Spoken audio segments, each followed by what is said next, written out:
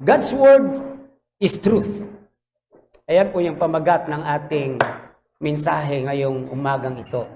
Natunay po na kung ang pinag-uusapan ay katotohanan, unang-una na pumapasok sa ating isipan ay ang Panginoon at ang Kanyang salita.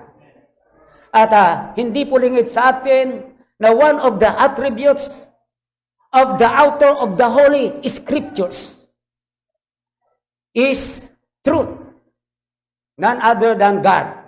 Kasi yun nga po yung kanyang isa sa mga attributes na kinikilala. God is truth. Sapagkat ang Diyos ang may akda ng Biblia. Ituturing din natin na ang banal na kasulatan ay katotohanan. Kung ang katotohanan nga ang pinag-uusapan, wala nang iba pang libro sa buong mundo of all ages na kung saan natin matatagpuan ang katotohanan maliban lamang sa salita ng ating Panginoon. Kaya nga po, dito po sa banal na kasulatan ay dito po na i-reveal ang ating o ang katotohanan dito sa banal na kasulatan. At salamat at naiparating sa atin ang salita ng Diyos na kung saan ay nagsasabi, nagtuturo sa atin ng katotohanan dahil po sa naiparating sa atin ang salita ng ating Panginoon. Nasa sa atin din po yung pribilehyo na malaman ang katotohanan at hindi lang malaman ang katotohanan kundi maisabuhay ang katotohanan. God's Word is the only bastion of truth wherein we should model our lives. Yan po, ano ba pag sinabing model our lives? Na ibig sabihin, ito po dapat ang ating modelo sa ating pamumuhay. Ito po yung gagawin nating pamantayan ng ating pamumuhay sa sanlibutan na ito kung gusto natin na mabuhay ng totoo. Kasi dito sa sanlibutan na ito, hindi po natin maitanggi. Marami pong mga tao ang hindi nabubuhay sa katotohanan. Marami pong mga tao na talagang wala rin sa katotohanan. Pero salamat tayo mga mananampalataya ng ating Panginoon na ipinaalam sa atin ng ating Panginoon ang katotohanan. Dahil nga doon ay nandoon rin sa atin yung chance or the privilege upang mamuhay sa katotohanan. Now, the question is, what makes the Word of God as the only bastion of truth wherein we should model our lives? So, pag-aralan natin ngayon yung mga evidences, the proofs that God's words is the bastion of truth wherein we should model our lives. Okay? Kasi ang hirap kasi na nagsasabi tayo na tayo ay mananampalataya, pero namumuhay tayo na hindi kapanipaniwala. O kaya tayo nagsasalita na hindi kapanipaniwala. Lalo na sa amin mga pastor, na dapat talaga bilang mga ginagamit ng Panginoon na magpahayag ng katotohanan. Nawa rin, pawang katotohanan lamang ang maririnig sa amin sa likod ng pulpito. At ito nga po yung mga proofs na nakikita natin dito sa banal na kasulatan na ang salita ng Diyos ay siya nga po yung kanlungan or bastion, pinaghaharian, ibig sabihin that of truth, na kung saan atin pong iaakma ang ating buhay. So hindi po natin iniakma ang ating buhay sa sarili nating pananaw, sa sarili nating karunungan at kaalaman. Hindi rin po natin iniakma ang ating buhay sa katuruan ng tao. Kundi, ayon sa banal na kasulatan, dapat iakma natin ang ating buhay sa katuruan ng ating Panginoon, ang kanyang salita, na kung saan ito nga po ay punong-puno ng katotohanan. And one of the proofs that God's word is the bastion of truth wherein we should model our lives is that it abhors lying. Kung kayo ay nagbabasa ng banal na kasulatan, hindi po nyo maitatwa. Mababasa niyo diyan kung paano tinutuligsa ng salita ng Diyos ang pagsisinungaling. Kung paano ng ating Panginoon, which is the truth, ay talagang kanyang kinamumuhian ang pagsisinungaling. At alam natin, ang kasinungalingan ang siyang opposite ng katotohanan. Tama po ba? Pero nakakalungkot nga tayong mga mananampalataya minsan ay hindi nakikitaan ng katotohanan. Diyan pa rin may mga mananampalataya na nanluluko sa kanilang kapwa. Punong-puno nagpagsisinungaling. Na parabagang hindi kinamumuhian ng Diyos. Na parabagang hindi tinuturo ng banal na kasulatan na bawal at kasalanan ang magsinungaling. Nakakalungkot pero yan po yung nangyayari. Pero dapat bilang mga mananampalataya, alam po natin na tayo bilang mga mananampalataya ay huwag na dapat mabuhay doon sa dati na kung saan nung hindi pa tayo mananampalataya, na kung noon okay lang sa atin na magsinungaling. Ngayon naman mananampalataya na tayo, sinabi ng Panginoon na yan ay kasalanan. Doon nga po sa Proverbs 6:16. Sabi ko, magbubukas tayo ng mga Bible, kaya nga ready dapat kayo na magbuklat ng inyong mga Bible. Proverbs 6:16 to 17. Ang sabi po ng banal na kasulatan, 6 pala, I'm sorry, Proverbs 6.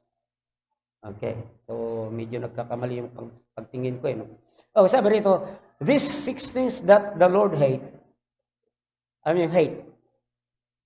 kinamumuhian yan, abhors. Okay. Yes, 7 things. 7 are an abomination unto the Lord, o unto Him. Sabi rito, a proud look, then a lying tongue, and hands that shed innocent blood. So kasama dyan sa mga kinamahuyan ng ating Panginoon ay yung pagsisinungaling. Na kung saan, kung ito man ay abominable sa ating Panginoon. Naway, makita po natin yan at malaman na ito nga kinamumuhian ng ating Panginoon at nawa rin ay hindi na natin magawa o dapat ito na ay ating iwasan. Kaya nga po sabi rin dito sa 12 ng Proverbs, verse 22, lying lips are abomination to the Lord, but they that deal truly are His delight. Okay, so nawa yung kaalaman na galit ang Panginoon sa pagsisinungaling, ay ito po yung magbigay sa atin ng takot upang huwag nang gawin ang magsinungaling or iwasan ang magsinungaling. Sapagkat kung galit ang Panginoon sa kasinungalingan, siyempre galit din siya doon sa mga sinungaling. Simple lang po yan. Okay. So, at ito po yung pagpapatunay na ang salita ng Diyos ay katotohanan. Kasi kung hindi katotohanan yan, hindi yan magagalit sa kasinungalingan. Not only abominable to it, but commands us to put it out. So, ibig sabihin po na dahil galit nga ang ating Panginoon sa kasinungalingan, tayo naman po bilang kanyang mga anak, ay kanya pong inuutusan, pinagsasabihan na atin po itong iwanan, atin po itong iwaksi sa ating buhay. Sabi ko nga, nung hindi pa ako mananampalataya, inaamin ko naman talagang napakadali para sa akin ang magsinungaling. But after that, I received the Lord Jesus Christ as my personal Lord and Savior. Sa kanyang biyaya, unti-unti, yung pagsisinungaling na yan ay talagang winipe out ng Panginoon sa akin. Nakakapagtaka man sa aking sarili bakit nawala yun, pagsisinungaling. Yet, sa kabilang banda, hindi na rin ako pwedeng magtaka sapagkat alam kong ang Diyos ay kumikilos sa aking buhay. Lalo na ngayon ako ay tinawag bilang magpastor. Okay. Na dapat magpahayag ng katotohanan. Bilang tagapagpahayag ng katotohanan, hindi dapat nilalabasan din yung aking bibig ng mga kasinungalingan. At yan po yung isa sa mga talagang kinatatakutan ko na inilagay ng aking Panginoon sa aking puso, ang magsinungaling. Sabi nga rito sa Ephesians 4:25, buksan din po natin dito ang banal na kasulatan. Ang sabi po na banal na kasulatan, wherefore, putting away, unang-una dyan, lying. Even speak every man truth with his neighbor, for we are members one of another. Alisin, iwaksi ang pagsisinungaling at magsalita ng katotohanan. Yan po yung salita ng ating Panginoon.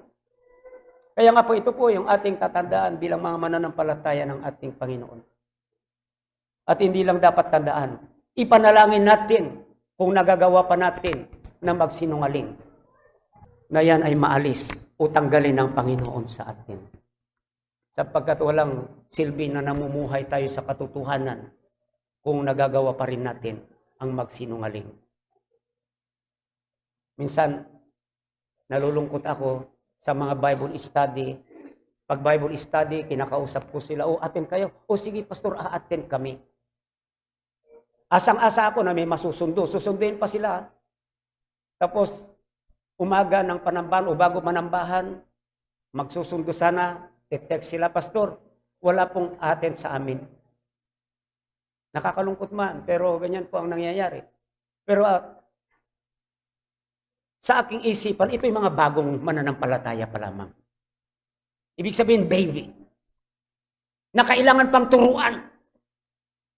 Na walang dapat dahilan para ako ay ma-offend sa kanila. O manghina, o manlamig sa kanila. Bakos yun po yung hamon sa akin na patuloy pa na turuan sila.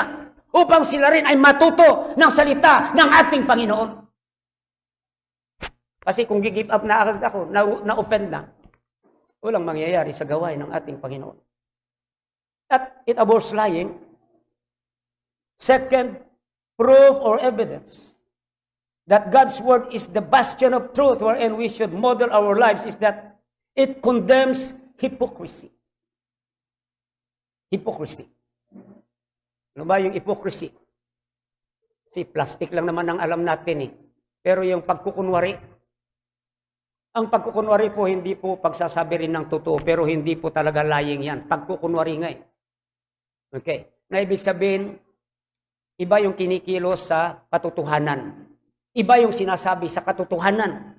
Ayan po yung hypocrisy. Yan. Iba yung nakikita ng tao na buhay kasi kung sino siya. Ayan po yung hypocrite. Kaya nga, yung mga artista, ayan po yung isa sa mga tawag sa kanila. Artist or actors. Ang isa pong synonym niyan ay hypocrites. Ewan ko kung sa Merriam Dictionary ko ba nabasa yan noon. Bakit nga ba sinabing hypocrites? Dahil ang pinoportray nila na napapanood natin sa telebisyon, okay, ay hindi po yung sila mismo. Pinoportray nila ibang tao. Kaya minsan, kung halimbawa, napakaganda yung karakter na pinoportray ng isang artista. Akala natin, ganun din siya sa kanilang buhay. Pero, huwag kayong mag-conclude na agad na ganun siya. Malaki ang pagkakaiba. Meron nga dyan noon, sinasabi si Panchito, di ba, magaling magpatawa yan. Okay? Pero, hindi pala, sa ganun, akala mo, napakabait na tao. Pero sa totoong buhay pala, ayan, hindi pala ganun. Okay? So, meron din dyan, hinahangaan ngayong, nasasabi ko, nababasa ko. Ayan, Metro Manila Farm Festival. Parada, may parada yan eh. Yung isang hinahangaan na artista noon, ewan ko kung siya pa yung namamayagpag ngayon sa Channel 7, babae. Sino na yan? Sina? Si Marian. Okay, kapartner niya yata sa isang pelikula, itong si Cavite Boy. Sino na yon? Si Senator Bong Revilla. So may mga May mga fans na kumakaway sa kanya. Alam niyo, pinagkukunan niya raw. Pinagmamalditaan. Akala nila okay siya. Okay, so yun naman ang nabasa ko. Ayan. So kaya sabi nila, akala namin mabait siya. Akala namin talagang madali siyang lapitan. O makikipagkamay lang mga fans eh. Tapos pinagmalditaan kami. O kasi yung pinuportray niya sa Channel 7 eh. Talagang napakabuti naman na babae. Okay. Pero kasi nga, hindi yun yung kanilang totoong buhay. Buhay ng karakter na ipinoportray nila yung nakikita natin sa telebisyon. Kaya nga sila ay tinagurian na hypocrites. Okay. At ang banal na kasulatan, ang katotohanan ay kinokondem ang hypocrisy. Ano ba ang nakikita sa mga hypocrites? Una-una po, hypocrites are those who teach something they do not do. Tinuturo nila ang isang bagay na hindi nila ginagawa. Yan ay tinuturing ng banal na kasulatan na hypocrite. Tingnan natin. Dito po sa Matthew 23, 20 o 2 hanggang 4. Then spake Jesus to the multitude and to the disciples, saying, the scribes and the Pharisees sit at Moses, and Moses sit. All therefore whatsoever they bid you observe, that observe and do. Okay? But do not ye after their works, for they say and do not. Yan. Sabi naman nila, kung anong tinuturo nila sa inyo, gawin nyo, sabi ng ating Panginoon Kristo. Kasi nga, tinuturo nila, mabuti. Okay. Pero ito nga, ang problema, sabi rito, for they say and do not. Sila mismo na nagtuturo sa mga tao, hindi nila ginagawa kung ano ang kanilang tinuturo. Okay? So, paano lang kaya kung pastor yan? Pagaya ko. Mag-tight kayo hindi naman nagta-tight si pastor. That is hypocrisy. Sapagkat bago ituro ni pastor ang isang bagay, dapat ginagawa niya yan. Kaya minsan nalungkot ako doon sa dating inadapt natin na pastor. Okay. Kabibigay ko lang ng support niya. Yan. 3,000 yata yun noon. Okay. So that week naman, pagkatapos ng Sunday, pumunta ulit, nagkausap kami. Pastor, sabi niya, ang offering lang namin, tithes and offering namin nung Sunday, 91 pesos. 3,000 yung support niya, 91 pesos lang kanilang offering. How much is the 10% of 3,000? 300. Kung nag-tithe siya, dapat hindi lang 91 ang tithes and offering nila. Tinuturo niya na mag-tithes, magbigay yung mga members, pero siya hindi nagtatithe, hindi nagkakaloob. That is hypocrisy. Sabi nga rito sa verse 4, for they bind heavy burdens and grievous to be borne, and lay them on men's shoulders, but they themselves will not move them with one of their fingers. Ano ba yan? Talagang pinapahirapan nila, nagbibigay sila ng mga pahirap sa mga tao, pero sila mismo hindi naman nakikibahagi sa paghihirap ng mga tao. Eh, sabi ko nagbabako doon, ayaw ko naman na masabi na ako ay, alam na, okay? So kahit lubak yan, sige, trabaho rin ako, magbuhat ako ng mga hollow blocks, dalhin doon sa nag-aasinta, ayan, magpala, kung ano man yung pwede kong maitulong bilang isang pastor, dahil nakakahiya. Ayan, hindi ko talaga masikmura na ako ay nandoon lang. Wala naman akong sakit. Malakas naman ako. Tapos nanonood lang. Ano na lang kasasabihin nila kung pinapanood ko lang sila. Kaya kahit pastor ako, hindi ibig sabihin na exempted na ako sa paggawa. Kasi hindi pa naman ako yung uugod-ugod at matanda na. At wala rin naman akong sakit na iniinda. Kaya niisip ko na naman, sige, tayo-tayo na lang. Sabi ko, tayo yung magkuhan dyan, maghukay. Okay. So kahit walang panday, hindi tayo hindi tayo mag-hire. Pwede nating itayo yung poste na yan. Okay, yung ilagay yung mga halobs, yasinta na yan. Kahit wala tayong panday. Bibigyan tayo ng Panginoon ng karunungan. Kasi iniisip ko rin, sa paggawa kasi, mahal din yung labor. Yan din yung magastos. Okay.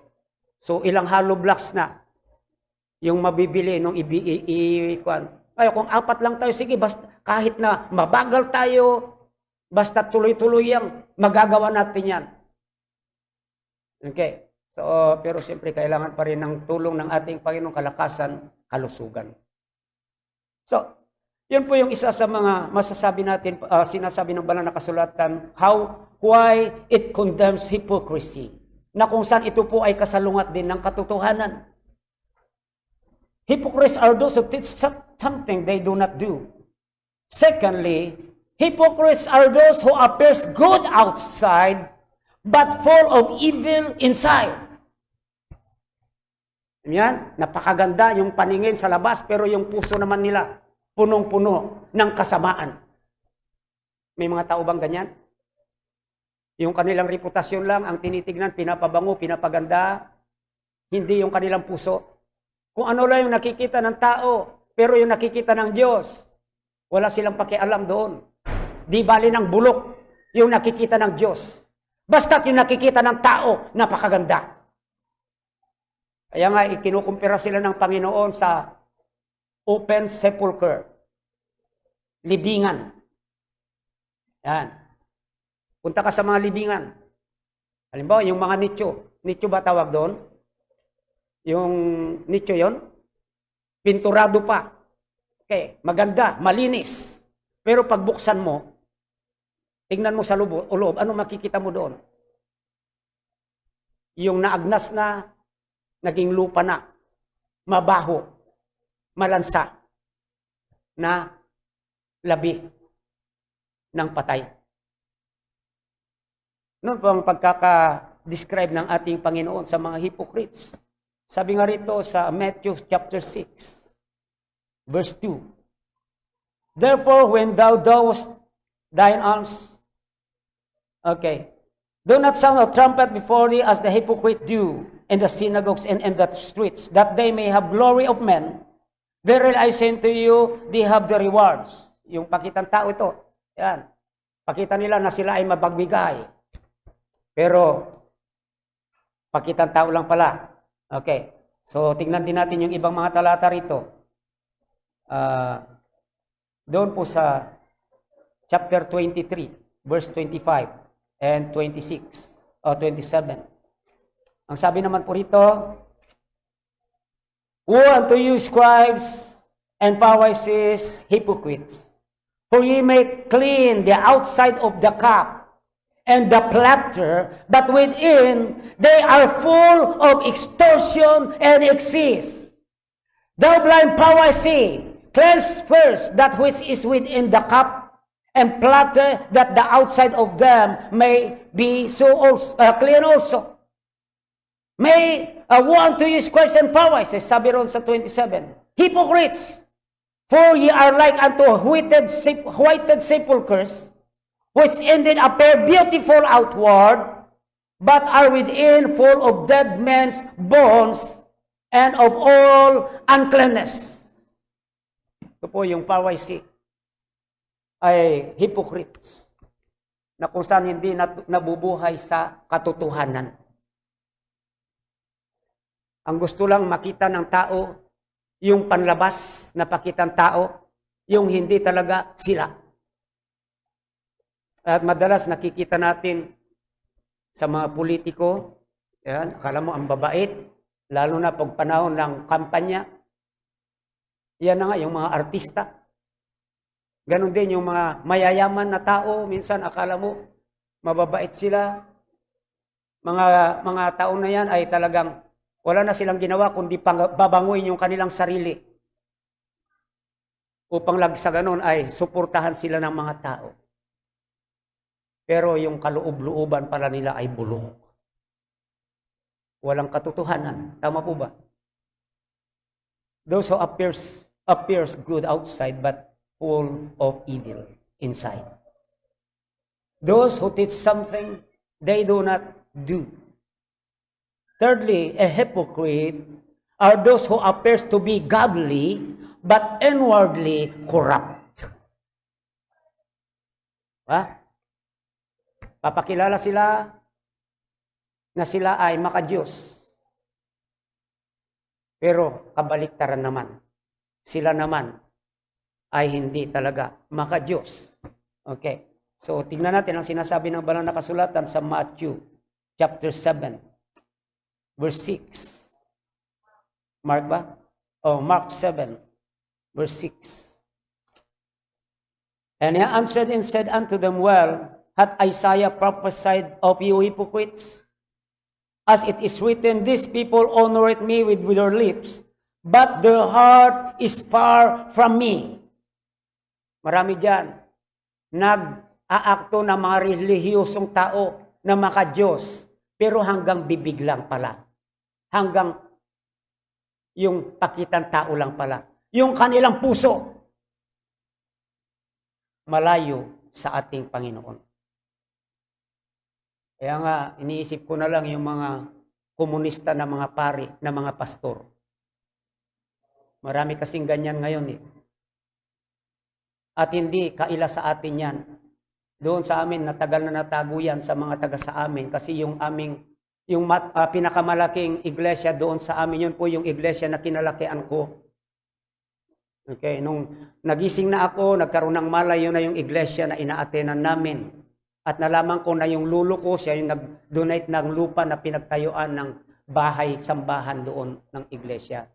At dalawa sa mga tiyuhin ko ay pastor ng UCCP. Yun po yung malaking kwan doon. Lately lang, dahil nagkaroon nga ng encounter sa mga NPA doon sa amin, sa Region 1, sa Ilocos Sur, katabi ng La Union, ay may mga namatay na NPA. At isa sa mga sa mga membro ng grupong yon ay pinsan ko, anak ng tiyuhin kong pastor. Ngayon, yung mga sundalo doon ay pinuntahan yung aming lugar mismo, yung baryo, para kausapin yung tiyuhin ko. Nakausapin na lang yung kanyang anak, yung pinsan ko na magbumaba ng bundok. Okay? Para sa ganon, kung halimbawa man magkaroon sila ng encounter, ay maiwasan na siya ay mapatay. Pero dahil sa nangyaring yun, nalaman ng buong baryo na ganun pala yung iglesia ng UCCP. Kasi pati yung uncle ko na yon, hindi ko maitatwa yan. Bata pa lang ako habang nag-aaral doon sa seminary sa Cavite. Pinag-aral ng nanay ko yon. Minsan umuwi, nag-uusap sila ng mga kapatid ko, bata pa ako noon, narinig ko. Minsan, sabi niya, bagong-bago pa lang estudyante doon, hindi na ako naniniwala na may Diyos. So later on, nung ako yung nagkaedad na, nalaman ko na yun pala, infiltrated ng CPP, communist yung school nila. Parang UP. So sila doon na indoktrinahan, na akala mo nag-aaral ng Biblia, hindi pala. Tinuturuan sila doon ng kontra sa Diyos. Pero nagpatuloy pa rin siya ng nagpastor, dala-dala yung ideology ng komunista. Kaya sabi ko, paano, ano kayang nangyayari, ano kayang nararamdaman ng mga ito? Nagtuturo sila kuno ng Biblia, pero yung paniniwala naman sila, hindi naman sila naniniwala na may Diyos.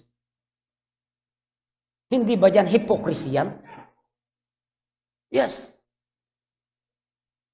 At ito rin yung nakikita ng ating Panginoon.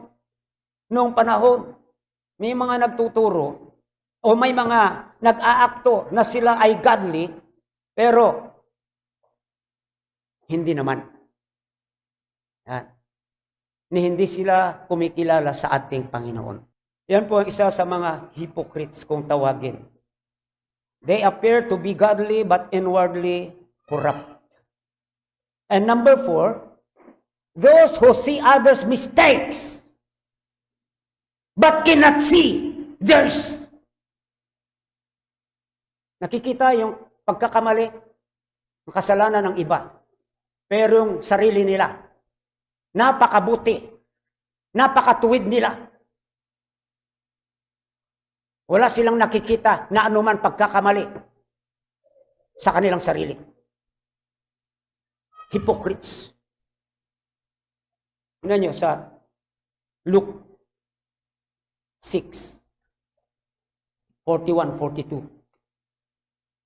And why beholdest thou the mote that is in thy brother's eye, but perceiveth not the beam that is in thine own eye?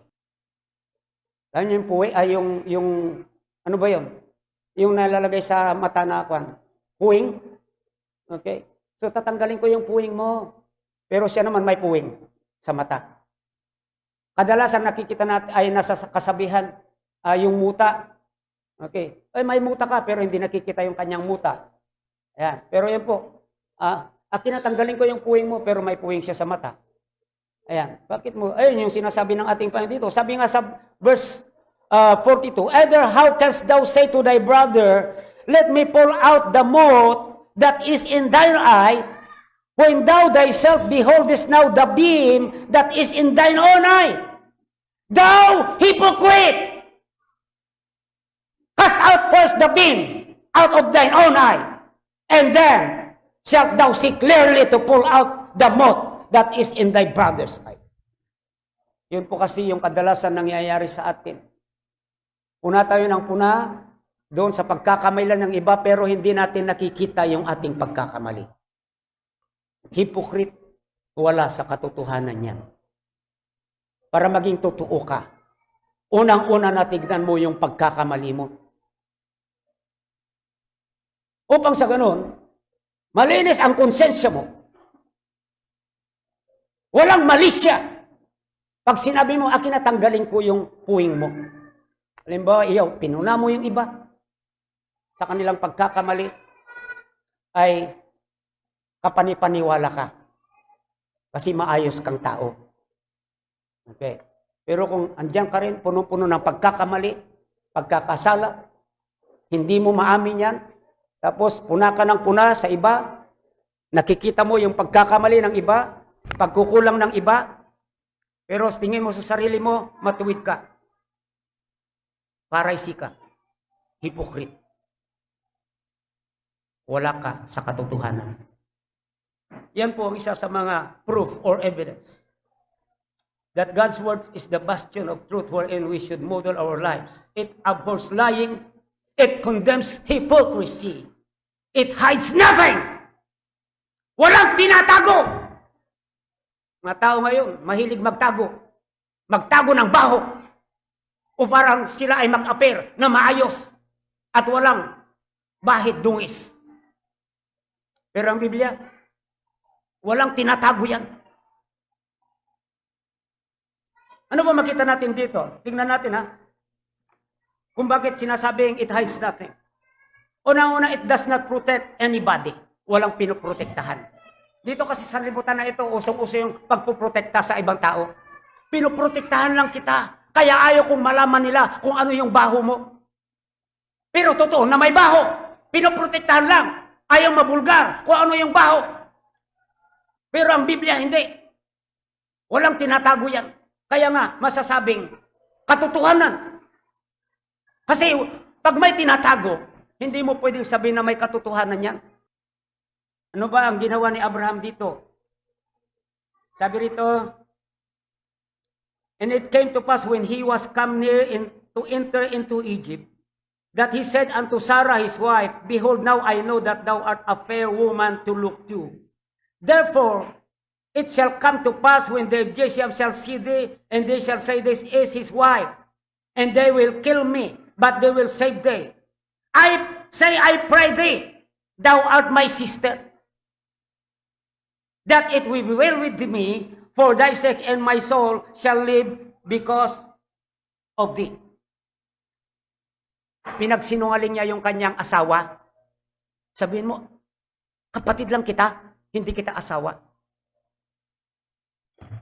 Titingnan nyo ang Biblia, bakit pa? Halimbawa, kung tao siguro nagsulat lang yung may akdan yan, bakit pa inilagay niya doon yung pagsisinungaling na ginawa ni Abraham? Makakasira yun sa kanya. Tama po ba? Pero ang Biblia dahil katotohanan, hindi niya pinoprotektahan ng iba. Kundi Sinasabi niya kung ano yung mabuti sa tao. Sinasabi rin niya kung ano yung pagkakamali ng tao. At ang pagsasabi kung ano yung pagkakamali, pagkakasalan ng tao, ay hindi po kasalanan yan! Pwede man akusahan ang Panginoon. Bakit sinabi pang ganun? Di ba kasiraan lang kay Abraham yan eh? Pero hindi. Kasi doon po nahihayag ang katotohanan. Kasi walang tinatago. Walang pinoprotektahan. 2 beses nga yan na nangyari na pinagsinguling niya si Sarah na sabihin siya ay kapatid lang niya. Pangalawa, wag na natin buksan yung Genesis 11 o Genesis 20. Dito kay David. David is called a man after God's own heart. Wow! Kilalang kilala si David. Pinakamagiting na hari ng Israel. Pero, bakit kailangan pa sabihin, ilahad sa Biblia, yung mga pangit, yung mga kasalanan sa kanyang buhay? Tignan nyo ha, dito po sa 2 Samuel, chapter 12, verse 9.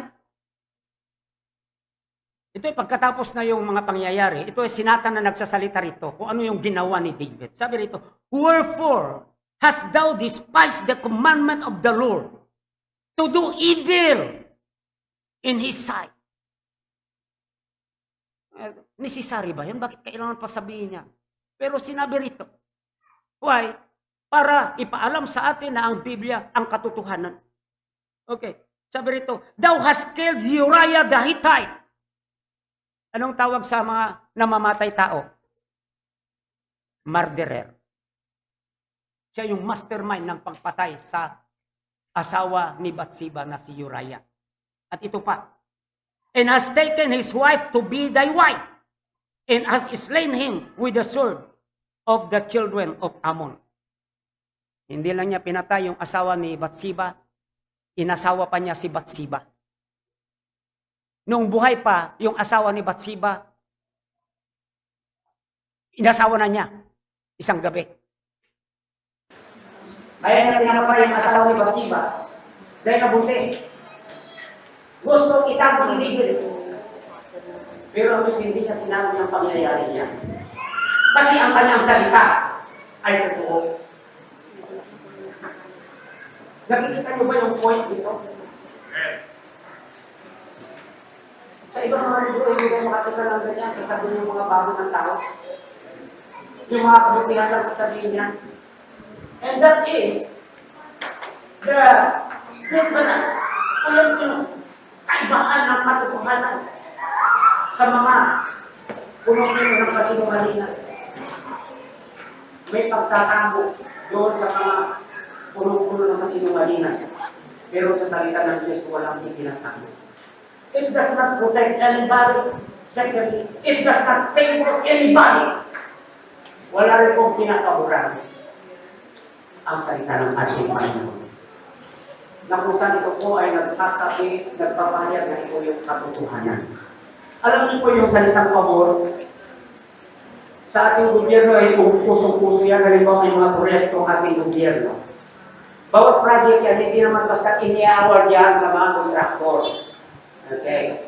So may bidding yan, may mga nag-apply ng mga kontraktor para doon sa proyekto yan. Ngayon, ito nagbibigay ng kontrakta.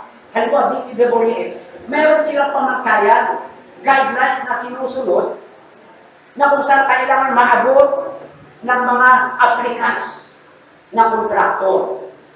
Pero minsan, maraming nakakalusot, nabibigyan ng kontrata na awarda na hindi nila naabot yung mga pamantayan. Bakit? Yan. Kasi sa pagpapabor.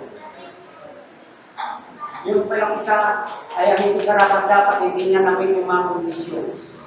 Pero yung nagbibigay ng kontrata, nilagyan niya. Ayan. Okay. So, doon ngayon, walang katotohanan. Kasi hindi nga naabot kung ano man yung pamantayan. At ganoon din po ang banal na kasulatan. Ang banal na kasulatan ay hindi po nagpapabor ng kahit kanino, kahit sino. Makita nga natin. Si David, man after God's own heart, dapat nasa kanya yung pabor lagi ng Panginoon. Pero bakit? Sinabi pa rin sa kanya, ay sinabi pa rin kung ano yung mga baho niya. Okay. Na ibig sabihin, hindi nga tumapabor ang Panginoon o ang salita ng Diyos na kung sino man. Kasalanan, kasalanan. Katuwiran, katuwiran. Let your yea be yea and nay, nay. Yan sabi ng banal na kasulatan. Hindi po, dahil ito ay dahil sa personalidad ng tao, kaya pinapaboran. Hindi rin dahil sa dugo. Okay? Kasi dito sa atin ganyan eh. Kahit may pagkakamali yung isang tao, dahil siya ay kalapit nung halimbawa, siya yung papaboran. Okay? Kahit siya yung nasa mali. Ayan po. O kung sino yung nakapagbibigay minsan, kahit sa kanya siya yung mali, siya yung napapaboran. Naintindihan mo yung sinasabi ko? Pero ang banal na kasulatan na punong-puno ng katotohanan ay hindi po ginagawa yung pagpabor. Kaya sabi nga po rito sa Acts 10, tama ba ito? 34. Then Peter opened his mouth and said, of a truth, I perceive that God is no respecter of person. Hindi bias. Ano pa yung isang term ng bias? Ha? Hindi, walang kinikilingan sa Tagalog. Okay? So yan po yung salita ng ating Panginoon. Kung sino yung tama, siya yung tama. Kung sino yung mali, siya yung mali. Kaya lagi ko naalala si Pastor Ador noon. Kasi may nangyari sa church nga noon. Ayan, basta't sabi niya sa akin, kung alam mo na tama ka, manindigan ka kahit mag-isa ka na lang. Pero yan po talaga ang salita ng ating Panginoon. Pero yan po yung advice na narinig ko kay Pastor Ador na hindi ko makalimutan. Kasi biblical po yun eh. Hindi siya nagsabi, maghimagsik ka o ano man. Basta't yun lang sinabi niya sa akin at talagang I treasure that. Okay? So, kaya basta't alam natin, mali yan. Kung yan ay tama, tama yan. Kaya pati sa mga offer nila sa atin dito noon, hindi nalingid sa inyo. Dahil alam ko na mali yan, hindi ko tinatanggap. Okay? Kahit kapalit pa ng kawalan ng building. Pero binigyan naman tayo ng building ng ating Panginoon. Patuloy pa rin yung offer kahit man isakripisyo natin yung ating pananampalataya, paniniwala. Tinatanggihan ko yan. Kasi kung hindi sana ako nanindigan sa katotohanan, wala na sana tayong piano ngayon, ang nandito mga drums na yan at saka piang-piang. Okay. Wala na rin yung mga awit natin, yung inaawit natin na kinukumpos ni Brother Aaron, hindi na ganyan yung awit natin. Puro rock music na. Kung tinalikuran ko ang katotohanan during that time. Pero salamat sa ating Panginoon. Dahil initinanim niya sa aking puso't isipan na manindigan sa katotohanan. At huwag isakripisyo o huwag i-compromise ang salita ng ating Panginoon. It does not protect anybody. It does not favor anybody. And lastly, it reveals the identities of those who err. Halimbawa, kung sino mo nagkasala, hindi tinatago ng ating Panginoon, kundi sinasabi niya, inire-reveal niya. Alam niyo, dito sa church na ito, madalas ako ay punain ng mga members. Sapagkat nagbabanggit ako ng pangalan ng tao. Pero hindi ako humihingi ng sorry. Sapagkat ako ay nagpapahayag dito ng katotohanan. At feeling ko, naniniwala ako, na pagbagtago ako na identity ng mga tao, I am not telling the truth. Sa korte, hindi po yan tatanggapin. Sino nagsabi? Pag hindi mo sabihin, ay kailangan sabihin mo kung sino. Sino yung binabanggit mo? Kailangan sabihin mo yan. O hindi, hindi namin tatanggapin yung testimony mo. How much more in the house of God, where in truth reigns, hindi po maghahari ang katotohanan pag hindi ma-i-reveal. Dito po sa banal na kasulatan ay marami po tayong mga talata na bubuksan na kung saan yung pong pagsasabi ng pangalan ay hindi po masama. Basta't yung sinasabi ay totoo. Dito po, unang-una po bubuksan natin dito ay ito po dito po sa Galatians. Tignan natin dito sa Galatians. Galatians 2:11 and 14. But when Peter was come to Antioch, I withstood him to the face because he was to be blamed. Sinasabi ni dito pa sa Biblia na sinasabi ni Apostle Paul, si Peter binabanggit niya. Okay? Mayroong pangyayari na kung saan si Peter ang sinisisi. Bakit sinabi pa ni Paul yun? Bakit kailangan pangalanan niya? Dapat hindi na lang. Pero katotohanan ng usapan natin. Sabi sa 12:4, before that certain came to from James, he did eat with the Gentiles. But when they were come, he withdrew and separated himself, fearing them which were of the circumcision. Then, and the other Jew dissembled likewise with him, insomuch that Barnabas was also carried away with their dissimulation. Sabi nagkakaroon ng division ngayon dahil sa ginawa ni Peter. Okay, kaya sabi rito, but when I saw that they walk not uprightly according to the truth of the gospel. Kikita ni Paul na hindi sila lumalakad. Si Peter, isa na yan. Siya yung nanguna na hindi sila lumalakad. Ayon sa sinasabi ng banal na kasulatan. I said unto Peter, before them all. Andyan si Peter, andyan lahat ng tao. Sabi niya rito, if thou, being a Jew, livest after the manner of Gentiles and not as the Jew, why compellest thou the Gentiles to live as do the Jew? Kasi kailangan nagkaroon ng separation dahil kailangan din. Ngayon, dahil katuruan nga sa mga Hudyo pa rin, na lumalagana pa rin o na kailangan magpa-circumcise sa mga hintil. Okay? Pero dahil hindi naman required sa mga hintil yung pagsi-circumcise, so ang nangyayari ngayon, parang humiiwalay si Peter. At nagkakaroon ng division ngayon between Jew and Gentiles.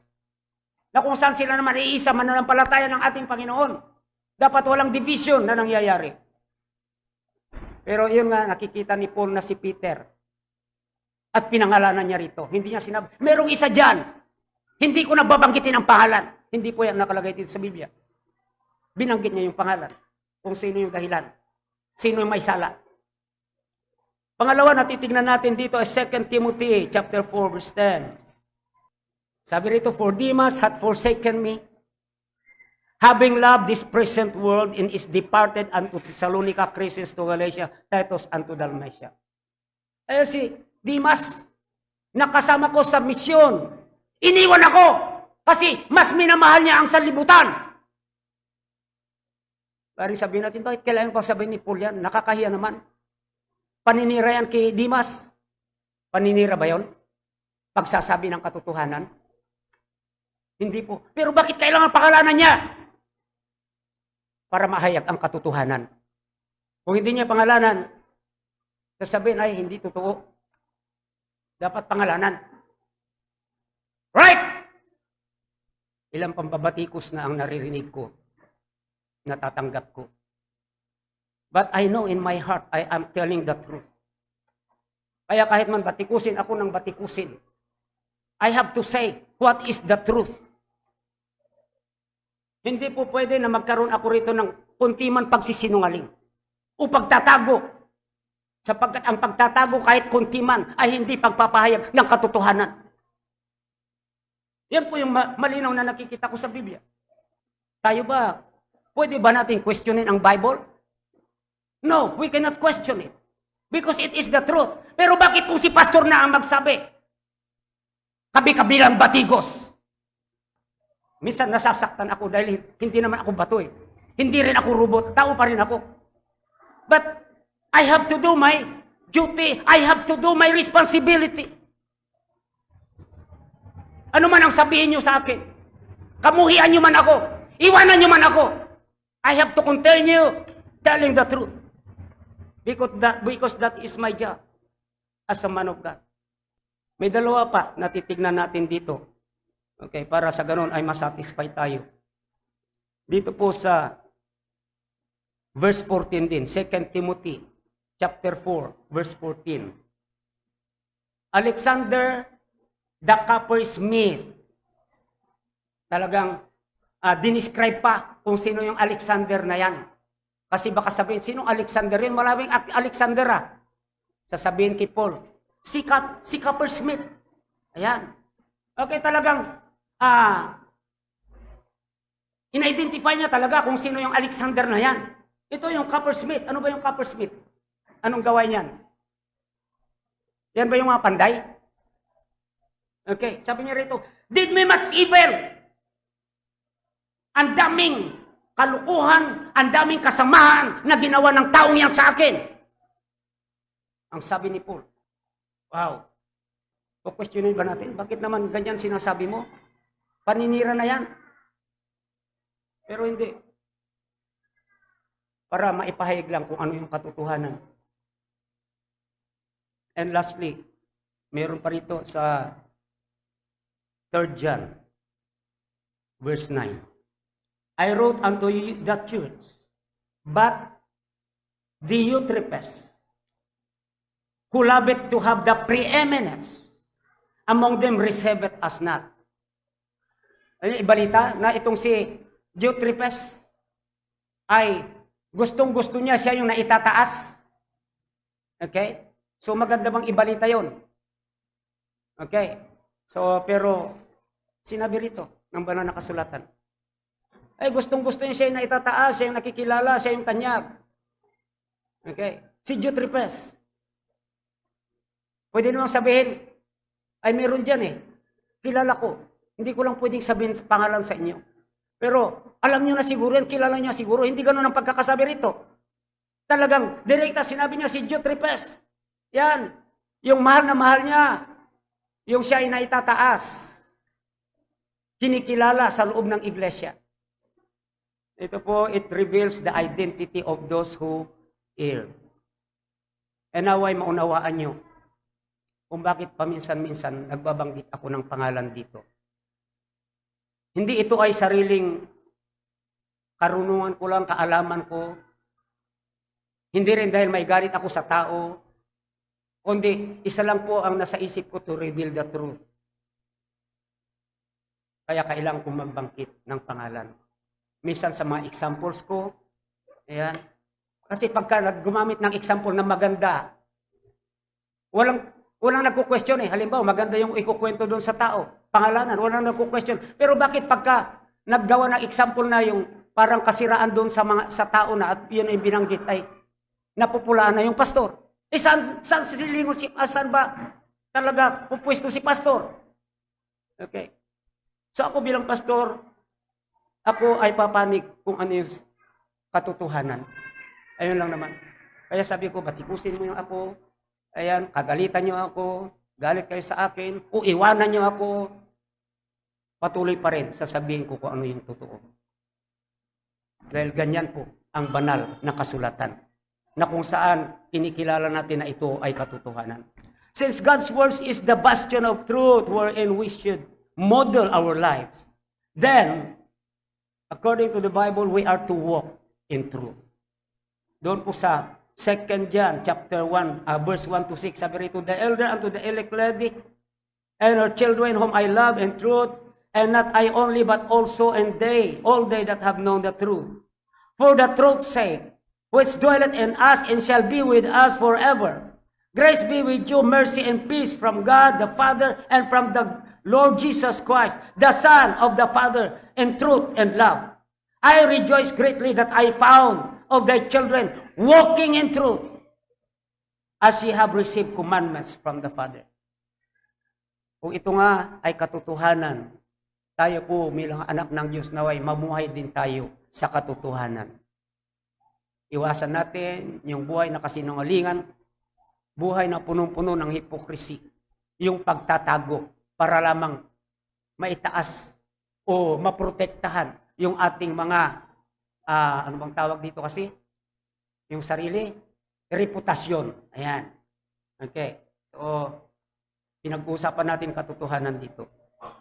We are to walk in truth. Sabi rin doon sa 3 John 3 and 4. For I rejoice greatly that the brethren came and testified of the truth that is in thee, even as thou walkest in the truth. O sinasabi rito. Okay. Ikaw ay lumalakad sa katotohanan. Ang sabi, I have no greater joy than to hear my children walk in truth. Ano man, sabi ng Panginoon, wala na akong mas ikakagalak pa. kundi ang marinig ang aking mga anak na lumalakad sa katotohanan. Wow! Yan yung gusto ng ating Panginoon. That we are, not only we are to walk in truth, but we are to love in truth. Magmahal tayo ng totoo. Ayan. Okay. So, hindi lang sa bibig, hindi lang sa mga pahayag, yan. Okay, kundi talaga i-apply natin, gawin natin yan. Kasi ang sabi nga rin dito sa 3 John verse 1, the elder unto the well-beloved Gaius, whom I love and the truth. So, ganun po kung paano magmahal ang Panginoon. Nagmamahal siya sa katotohanan. Kaya ganun din po, pag sinabi natin mahal natin ang Panginoon, mahalin natin siya ng buong katotohanan. Mahal ko ang aking mga kapatiran sa pananampalataya. Pag sinabi natin, nawa totoo yung pagmamahal na yan, katotohanan po yan. Hindi punong-puno ng papapaimbabaw at pagsisinungaling. And lastly, we are to be fellowshippers with truth. Ano ba? Sa 3 John 8, sabi kasi rito, we therefore ought to receive such that we might be fellowshippers to the truth. Paano pa yung nakikipag-fellowship sa truth? Okay, unang-una, dapat ang ka-fellowship natin yung mga nasa katotohanan din. Tama? Okay? Huwag tayong mag-fellowship sa mga wala sa katotohanan. At ganun din sa ating mga pakikipag-usap. Nawa, pag-usapan natin kung ano yung totoo. At hindi yung kabaliktaran nito. Upang sa ganun, nakikipag-fellowship tayo sa katotohanan. So tayo po ay tumayo, tayo po ay manalangin.